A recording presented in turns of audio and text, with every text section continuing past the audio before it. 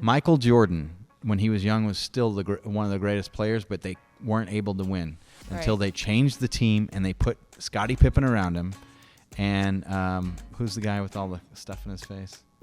Oh, you're talking about Dennis Rodman. Dennis Rodman, who saved us from nuclear war with North Korea. The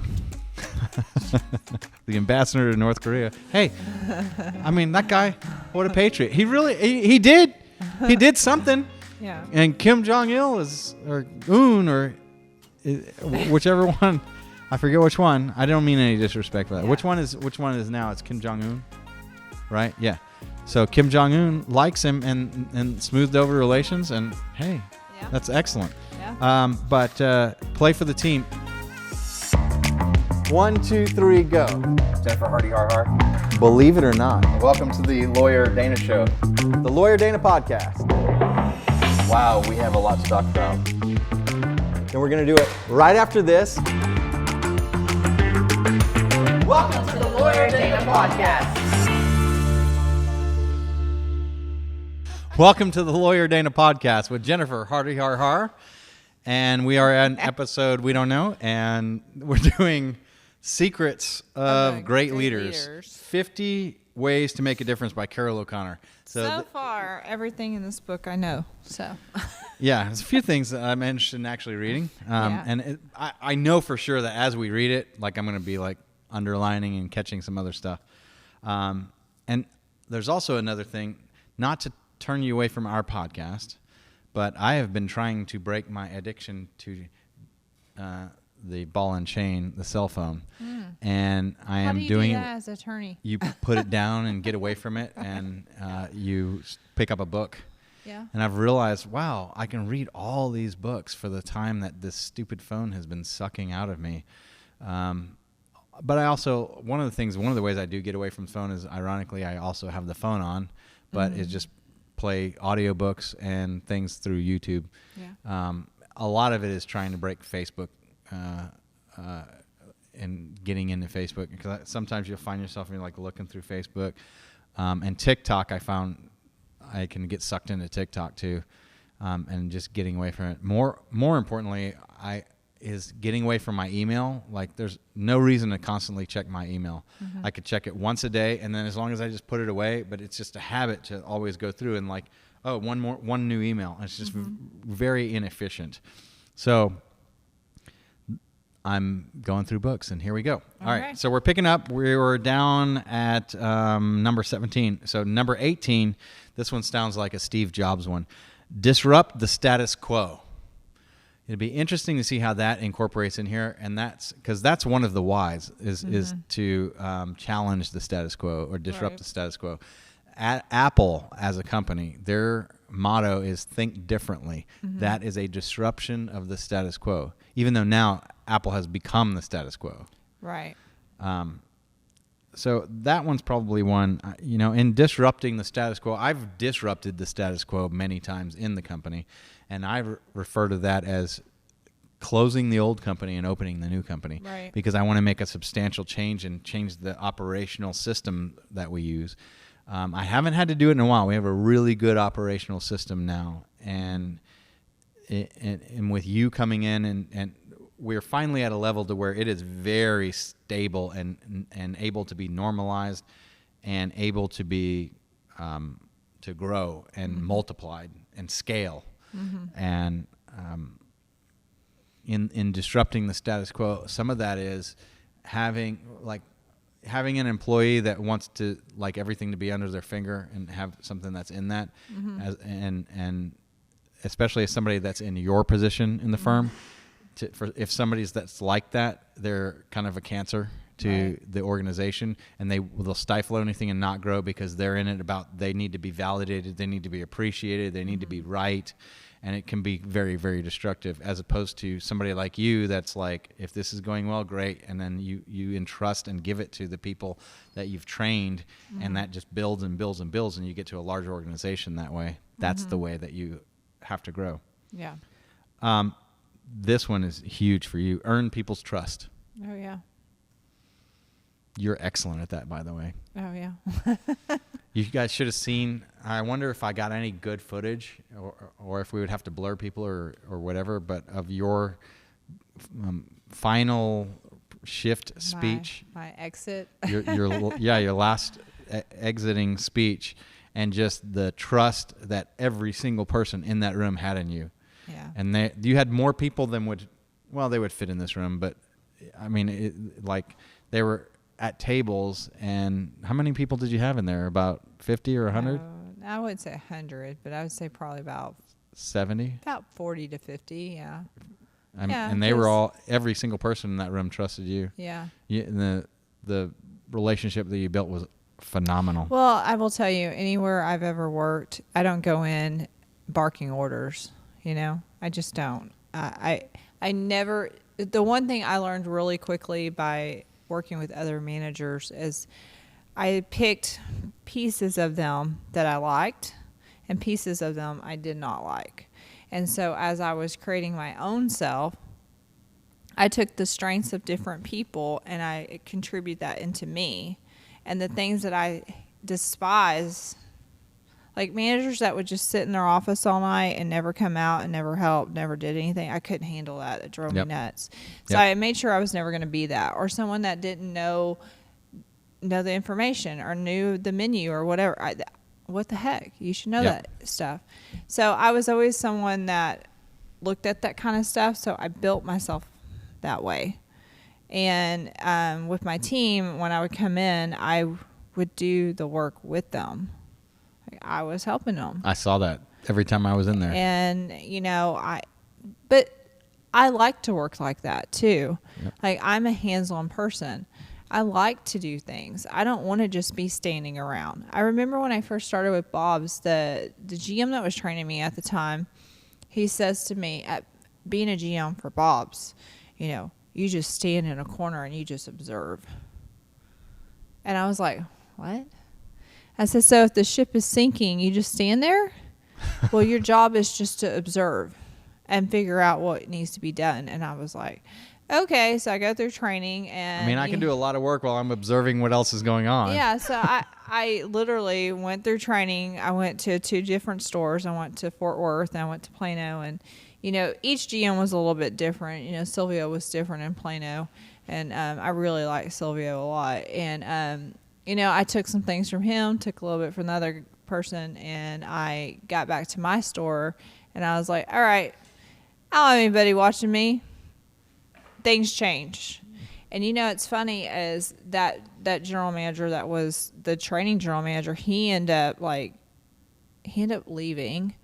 And then I ended up training managers and general managers, and I changed the way we trained. I was like, we don't just stand and look in a corner. We go and we talk to tables. Absolutely. We run food. We help seat. That's exactly how we do all Three this Forks stuff. does it.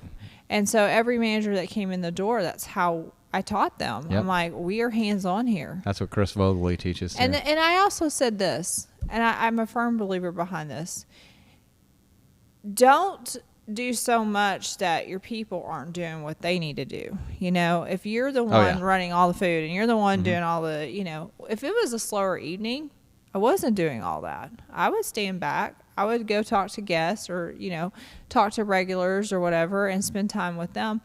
If the restaurant could run without me doing those things, then of course I did something different. But if it was a busy night, we had like 350 or 400 on the books, and we were down a couple of people. Guess what?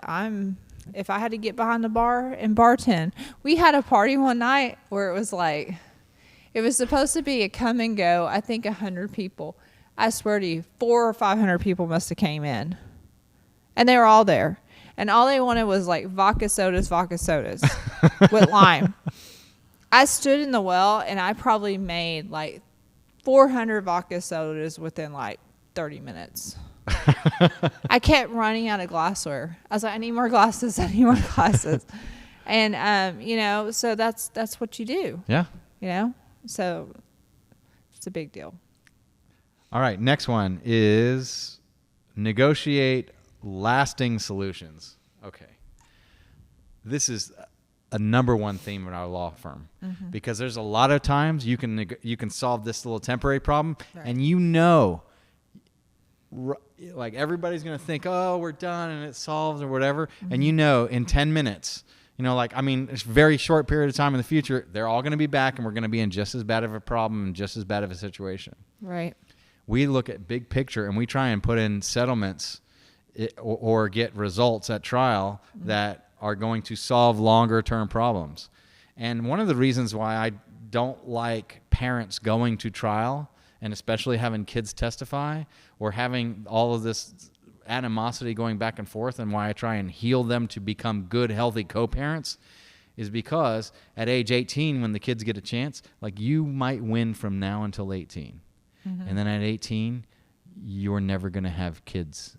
They're going to hate you. They're never going to come see you. You're going to die alone. So what problem do you want? You want to be selfish now? Right. And pay for it from age 18 to age 80? And you're going to die at 100 and never having seen your kids for the past 60 years? Or do you want to do something that's reasonable now? There's always a bigger picture, always a long-term, and I like finding long-term solutions, because what I talk about healthy, and so many people, especially people that want to try, and this is very, very common, people want to go, let me just go talk with them this week, and let's see if I can get it worked out and whatever. And they want to find a solution, and the problem is they don't know what they don't know. They don't know whether they're giving away money. They don't know whether they're creating future problems, because a lot of times when people do that, they're not actually making the deal that they think that they are making. They're making an entirely different deal because they don't know where the trick comes. And they perfectly innocently go into a deal that might wind up that you don't get to see your kids at all. And you won't even know, because you don't know what you don't know. And what are they trying to do? Oh, they're trying to maybe save $5,000 or $10,000 on attorneys, and then they wind up costing themselves 100 times more than that. Right. It's bad a lot of times. And if there's anything else that you can glean from this podcast, is hire an attorney. Yep. Don't do it on your own. Right. Don't. Yeah, you didn't go to law school for 3 years. If you wouldn't try to land your own airplane, don't try and do your own legal work. Or do your own surgeries. Do your own yeah. Do not. Yeah, don't do it. All right. Live with uncertainty. Okay. As an entrepreneur, that's my life, actually. And I haven't read any of these. Yeah. Like, I've looked at these, and we're going through these like as this is here. But live with uncertainty. Yeah, this is all uncertain. There is this constant stress of, if we do this, am I spending too much money to do this? And then the whole machine will break. Right. And what's going to happen with this? Am I hiring the right person here? Am I what if all the money that we're spending to do this podcast, because we're not, like, we have a crew. Like, this is not a cheap endeavor to put out this podcast and to get this out. We have an multi-Emmy award winning editor and producer.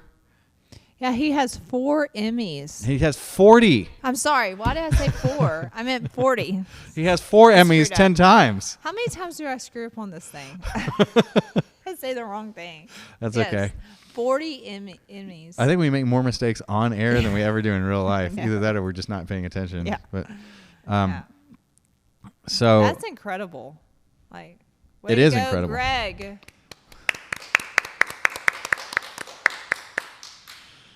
And he's the shyest one. Doesn't want to be on camera at all. He's running the switcher. Did you put yourself on camera at all?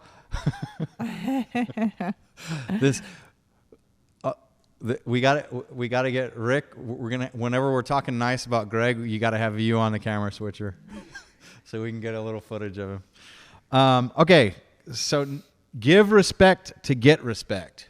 100% agree with that. I mean, that is the key to a good manager. Yes. And a good entrepreneur. Yes. And everything. And there was,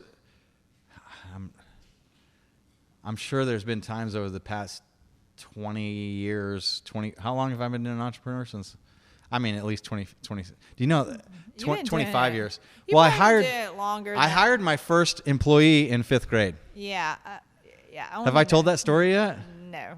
Okay, so This is funny. I've heard bits and pieces of it. All I've right. never heard it from you. So there was one of my first businesses. I've always been entrepreneurially minded, even since I was like little. And I wanted to work at, my grandfather had a restaurant called Mother's Restaurant. I don't recommend it anymore. It's in downtown New Orleans, but it used to be amazing.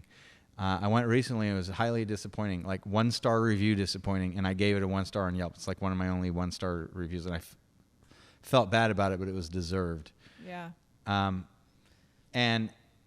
I wanted to work there. But then we moved to Texas, and I hired my first employee because I saw other kids going to school and they would sell candy. And I was like, I want to sell candy and make money. And so I made a business out of it. I would walk to 7-Eleven and like whatever money I had, I would buy candy. And then I would go to school and sell it. And this was in 5th grade. And finally, I hired a girl and I trained her. I did it with her several times to show her and buying the candy. And then I sent her and she started buying the candy for me. So like I set up a wholesale. I had to set up a retail candy store in 5th grade, and it was going well until I started issuing credit to a little boy named Jimmy. And Jimmy got in trouble for being in debt with his parents. And then they went to the school, and my parents made me stop the business. And Bill actually diagnosed. He diagnosed this in like an hour of me talking with him about it. He goes, you have a fear of being punished if your business is successful. And I was like, oh my God, you're right. And it goes back to childhood. Like there's a lot, and this is another reason why entrepreneurs need a coach, is because to diagnose and find these little stops that you have from your past that are impeding your business. Okay, I want to know this answer. They figured I was going to start selling drugs or something. No. Back to Jimmy. How did his parents find out he owed you this debt? Were you putting pressure on him? I don't know. I don't remember. I don't think so. Because I was like a wimp. I can just see I was like the kid that always got beat up I can in see this school. little 5th grader going home and going, Mom, Dad, I need $10 because I'm in trouble. I'm in debt. Something like that. Like I owe Dana money for the candy or something. I guess it was. And then they called like the school, I guess. Or So did you get in trouble by your parents? I mean, they made me shut the business down. And so that was my first business failed because of regulation. The government, which was my parents at the time, the government shut it down. Yeah. And I really wish they wouldn't, because I mean, a lot of it was there was something that stopped me and I couldn't put my finger on it. And then Bill, I mean, I was 47 years old when Bill figured this out about me from 5th grade. Oh, right? Yeah. And I was like, oh, you are completely right. And I was like, does that actually explain fears that I had of failure? Mm-hmm. And not just fears of failure, because this is something entrepreneurs have. They have fears of success. It's a thing. It's a very well discussed about thing. And a lot of lawyers have it. A lot. And that is one of the biggest reasons why lawyers need a coach. Yep. And I had it. And even with all the success and different things that I have, like to really get out there, it's like I had to fight against that. But once I figured that out, and Bill was magical at figuring that out about me. So let me ask you. It's been another level of freedom. It's been worth me spending a year going and having masterminds with Bill. Yeah. So this little girl, you're giving her money to buy the candy? I was paying her to go. I mean, I figured out payroll. And I paid her on commission, basically. So like how each. much were you paying her? Like how Jennifer, much were you making? Jennifer, I don't know. Like margins were slim, I'm sure. You know, but it was probably like, and there's probably a market price because I wasn't the only one that was doing it. I just did it better than like the other kids, right? Because they weren't like intentional, like designing a business like I was. I remember where you would sell suckers and stuff at school, and you would they had them for 50 cents. And well, we used to sell, and for band, we used to do the chocolate candy bars. Yeah. And you were supposed to like do a box or two, and like I ordered $365 worth of them because I was like, well, I have to be the best. Yep. You know, like whatever I'm doing, I'm like top 1%. At whatever it is that I'm interested in. If I set my mind to it, I'm going to be in the top 1% of whatever it is. And in that, like, and I ate a bunch of those candy bars, so I lost a lot of profit from. You don't get high on your own supply. Hey, I remember when I had to sell suckers. It was for something I don't remember, and I remember like I really liked them. Some of them looked like ice cream cones. Yeah. And some of them were like hearts, but they were all like different flavors, like cotton candy and all different ones. And I remember I ate a ton of those suckers. Well, I got those things sold, and I had them longer than other people too. So like even the teachers, like we got the teachers addicted to these candy bars, and so even like I remember my English teacher, I think, used to like buy one of the candy bars like all the time and like different ones. So I'm like working the teachers. I'm working like all the angles with it, and yeah. But it was hard to not reward myself because of those candy bars. And one of the reasons why I wanted to sell them is because they're so good. Yeah. And as a salesperson, I like to sell products that I believe in and that are good. Like if you do it, it's a voluntary exchange, Right. and everybody's happy with it. They're happy you sold them a candy bar. Right. I mean, and they get to eat the candy bar, and you get to the profit from it. It's dual profit. They get Right. enjoyment. They'd rather have the enjoyment than the dollar for the candy bar, and I'd rather have the dollar than that candy bar because I got a bunch of candy bars. Right. And so it was good. All right. So next, understand different points of view. Oh yeah, that's very critical. You should listen to people. And I think with this one, like at page 112, let's see. I'm going to tell you some of the best business advice I can give anybody that watches this podcast is, allow your people to give you their opinions. Like, ask them, what do you think we can do to improve something? If you have something that's not working in your business, but you have employees, ask them, like, hey, we're struggling in this area. What do you think we could do to actually make it better? Mm-hmm. And listen to them, because you can be surprised. People are already thinking about that kind of stuff. They have solutions. They're just sometimes scared to tell their employer. Yep. Well, I got some of the best solutions. I was in that a restaurant way when I worked at my Jeroboam staff. in law school. I was kind of afraid to talk to him, and finally, I remember one conversation. Whit Myers, who was an SMU law grad, that was one of the owners, and he was the sommelier there. He turned to me and asked me like what I think, and I just remember like I was so surprised that he asked. I was like, "Thank you for asking, and here's my solution for that." Yeah. And so I went to page 112. This is chapter 23. And kind of looked in like, what are they talking about? Understand different points of view. Because I bet they have some good suggestions. Like, to me, that's interesting because that's something that I want to always make sure and remind myself and train myself to do for other people, because it's easy to not, right? It's something, this is the type of thing you have to intentionally understand somebody else's point of view. Right. So leadership should be born out of the understanding of the needs of those who would be affected by it. I mean, that is brilliant. To be unified is a great thing, but to respect the right to be different is maybe even greater. That's from Bono. I thought it was Sonny Bono. I was like, why didn't they put his first name? No, it's Bono. Allen Ginsberg, I don't think there is any truth. There are only points of view. It's interesting. I don't know if I fully agree with that, but... because some people's points of view is that the earth is flat, and I don't think that they're correct. And my Facebook feed weirdly sends me like these flat earth theories things. And I'm going, is Facebook actively promoting the flat earth theory? Because it seems like they are. They are? Yeah. When once your point of view is changed, the very thing which was so damning becomes a clue to the truth. So without accepting other people's thinking, you cannot further your own interest. You need the other's help to get results. Well, that is in sales. Without accepting the other person's thinking, you don't understand their needs and their goals. Right. And you should never sell anything to somebody who you're not actually going to solve their problem. I mean, the reason why we go through the escape arrival framework is to understand where they are, and then understand where their goals are, and then whether or not we can get them from where they are now to where it is they want to be. I have told people no. Right. I've told people, I don't think so. You should keep trying other attorneys because somebody else might have a different idea. Right. But I have told people, no, we shouldn't do that. And I don't think you should, or that you can. And I don't think that we can help you with that. But some other attorneys. Don't let me dishearten you about it, because Right. you may absolutely be right. I'm just telling you it's not the case for us. And if in that circumstance, it's important for us to be honest with them. But understanding different points of view. And here's a sub heading: get everyone talking. Yeah, absolutely. All right. And you have to give them an environment for that to happen. Reach out to grow. Improve your understanding. And then they have a putting it all together.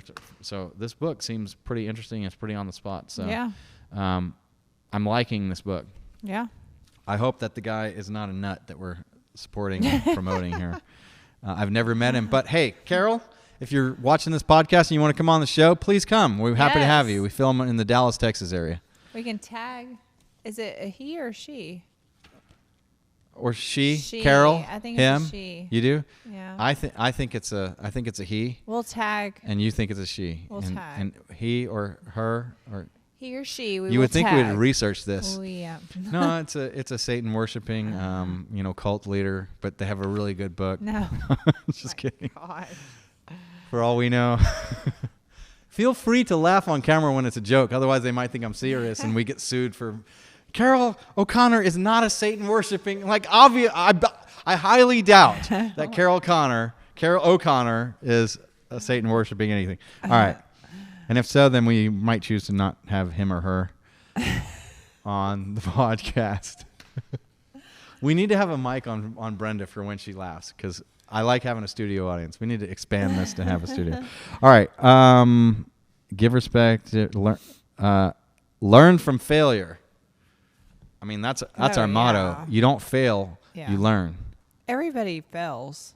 Yeah. I mean, I used to tell anybody that worked You for either me, win or you learn. like, if you don't make mistakes, Mm-hmm.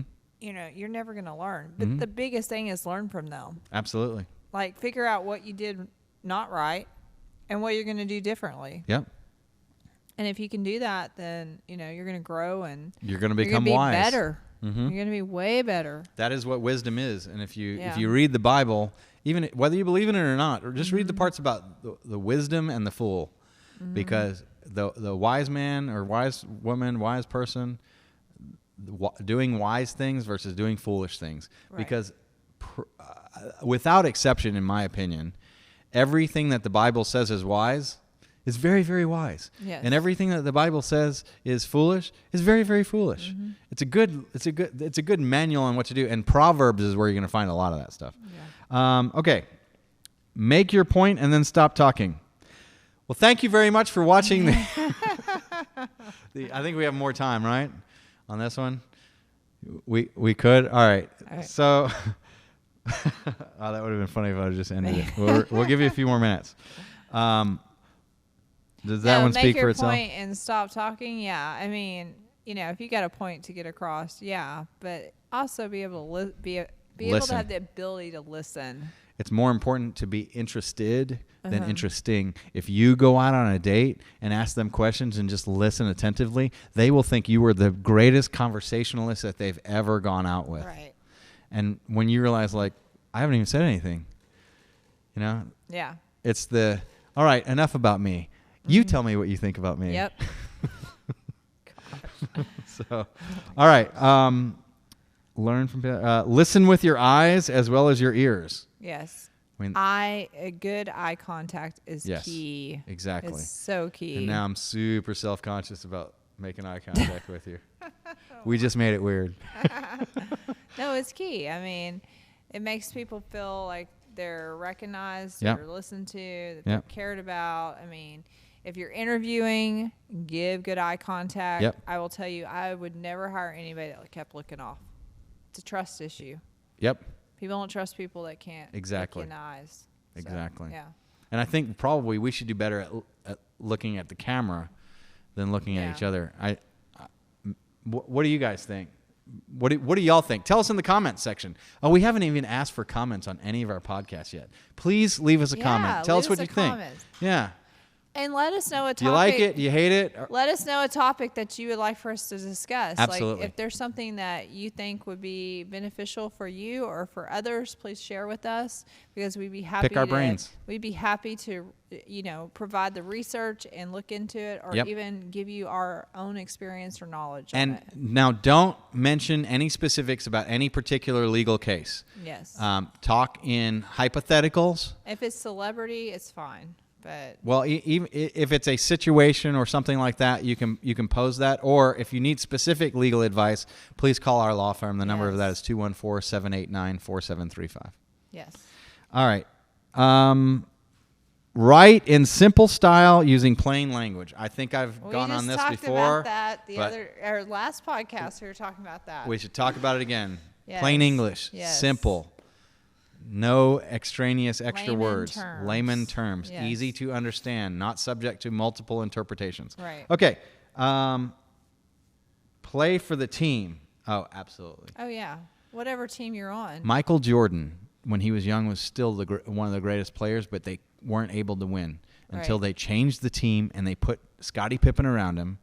And who's the guy with all the stuff in his face? Oh, you're talking about Dennis Rodman. Dennis Rodman. who, Yeah. who saved I us could from picture nuclear him. war with North Korea. The ambassador to North Korea. Hey, I mean, that guy, what a patriot. He really, he did. He did something. Yeah. And Kim Jong-il or Un, or whichever one. I forget which one. I don't mean any disrespect for that. Yeah. Which one is now? It's Kim Jong-un, right? Yeah. So Kim Jong-un likes him and smoothed over relations, and hey, Yeah. that's excellent. Yeah. But play for the team. Hey, I'm really big into basketball. So Are you? yeah, I really like basketball. Well, when Jordan was young, before he had the team, and before they went to the 3-man defense, something I don't even know what the details are, but the gist of it is this: triangle defense, or triangle offense, or triangle offense. Yeah, triangle offense. That's when they started actually taking advantage of Jordan's talent, but he couldn't do it without a team. And I'm of the opinion that law firms in general don't do it without a team. No. And shouldn't do it without a team. And somebody who's trying to do it without a team, like, why? Why are you Yeah. trying to brute force that? attorney It's so that's much more trying to stressful. answer their You're phone trying to and kill be their yourself. own paralegal and trying to do all that. You're working yourself into the No, ground, and you never can't. take a vacation for 20 Well, years. There's no way you can like balance your books. You can't. And Also, know- especially with family law, Yeah. you can't have the right mindset with which to bring people into your better world instead of getting sucked into theirs. Mm-hmm. Yeah. You see these shells of people that they become decrepit, and it's just it's heartbreaking. Yeah. And you don't need to do that. You don't need to do that. Right. There's a better way. yeah. Hire the Worthy Vision Company. We'll show you how. Yes. Keep watching the podcast. All right. Motivate yourself and others. So that is exactly what this podcast is for. Yes. And that is exactly what we're going to do in the next episode of the Lawyer Dana podcast with Jennifer Hardy Har Har. Like and subscribe. Yes. Like our page. Like us on Facebook. Watch. And And tell us what you visit- think in the comments. And if you're an attorney, visit worthyvision.com to learn more. And we'll see you in the next episode. The Lawyer Dana Podcast.